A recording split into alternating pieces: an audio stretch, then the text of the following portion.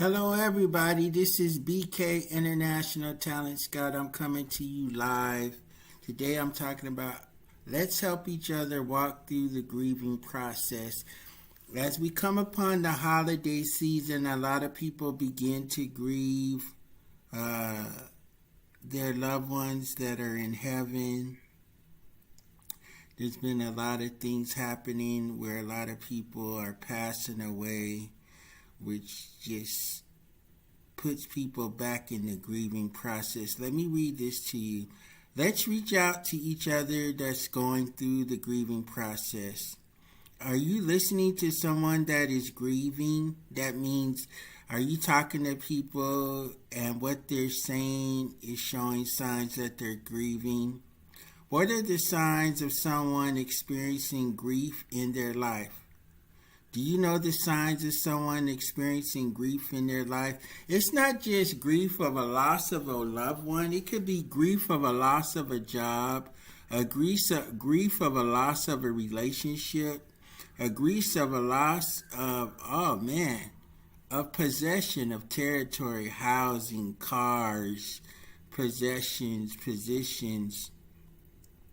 You can grieve through the grieving process, and I'm going to be talking about today I'm going to be talking about the 10 steps of the grieving process that people go through, because it's really important. People are going through the grieving process during the holiday season, between now and New Year's Eve, all the way through the Martin Luther King holiday season.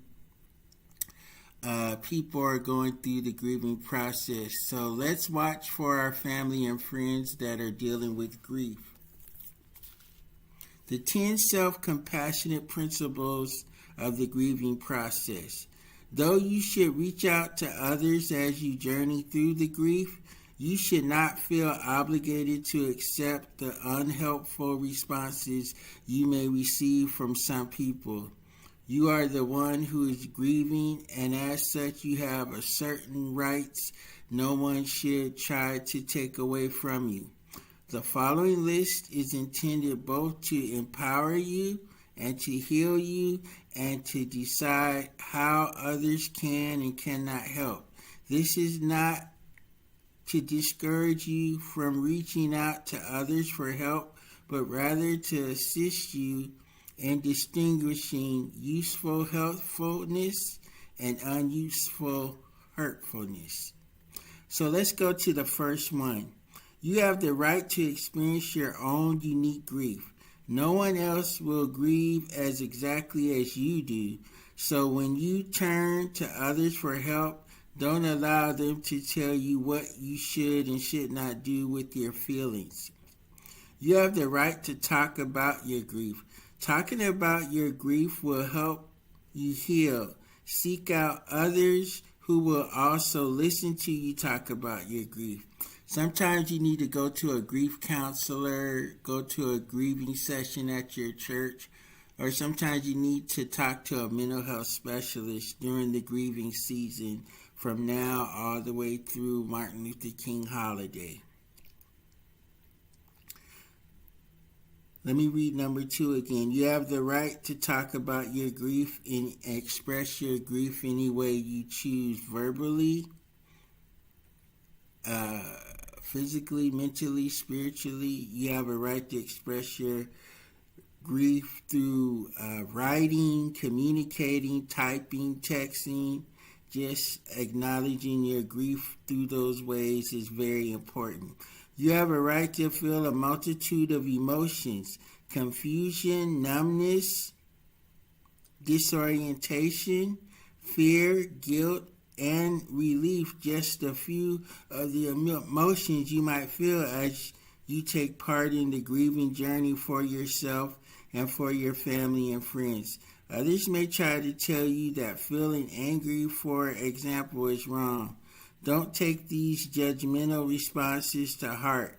Instead, find listeners who will listen to you and allow you to feel fully and without conditions. So yes, you're going to feel angry. You're going to feel confusion.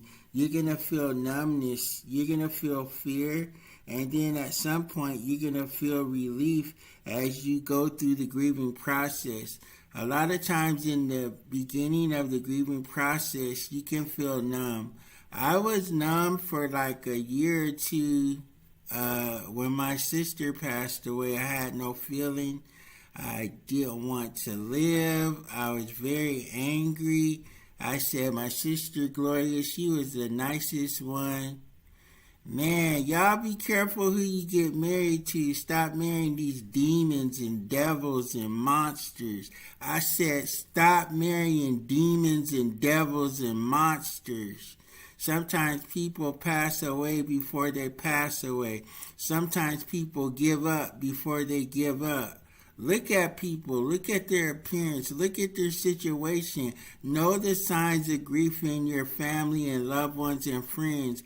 Don't let just people walk around dead for years. If you can catch them in the middle of their grief, in the middle of their sorrow, in the middle of their pain, you may be able to save their life from ending soon. That's a real one.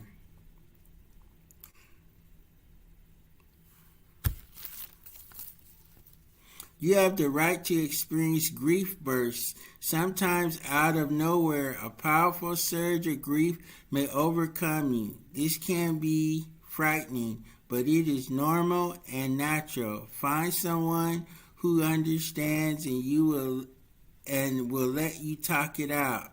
Yeah, grief burst is like sometimes a grief burst is when someone just will like bust out, start crying, bust out in anger, bust out in fear, just a couple of different emotions together.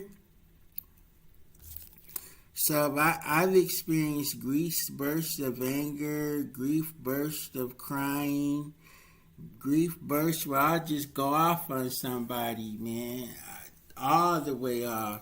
So don't mess with me, because I will let you have it. You have a right to experience grief bursts, and you need to let people know what grief bursts are and how to express yourself. Sometimes you need to write it out, talk it out, pray it out. Sometimes you need to go to a mental health counselor so you can really get the support and help that you need. You have the right to make use of celebration of life,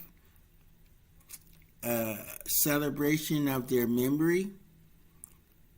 The celebration of life does more than acknowledge the death of someone you love. It helps provide you with the support and caring people around you.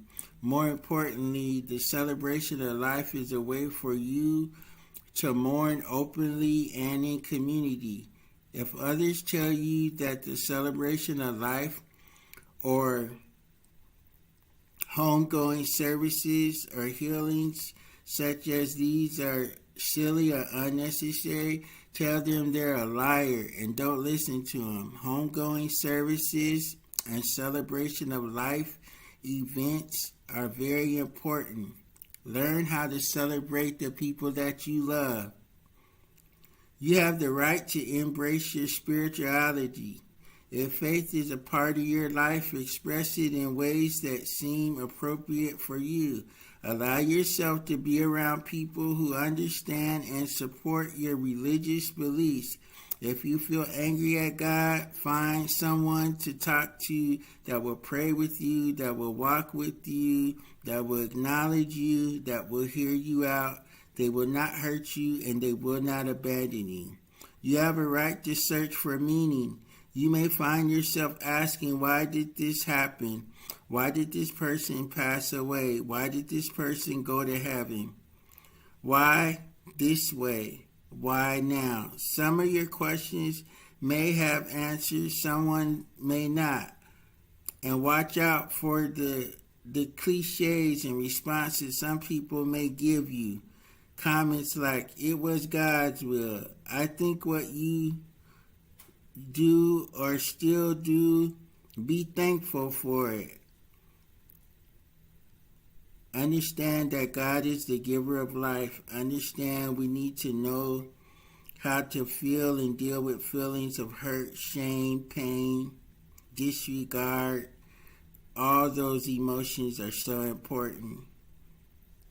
You have a right to treasure your memories. Memories are one of the best legacies that exist after someone goes to live in heavenly places for eternity.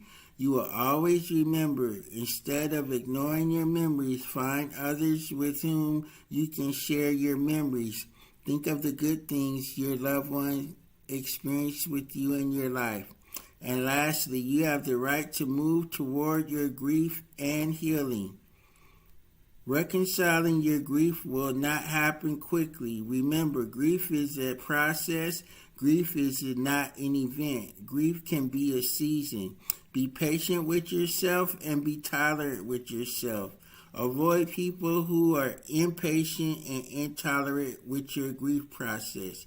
Neither you nor those around you must forget that someone going to heaven eternally or someone you love changes your life forever.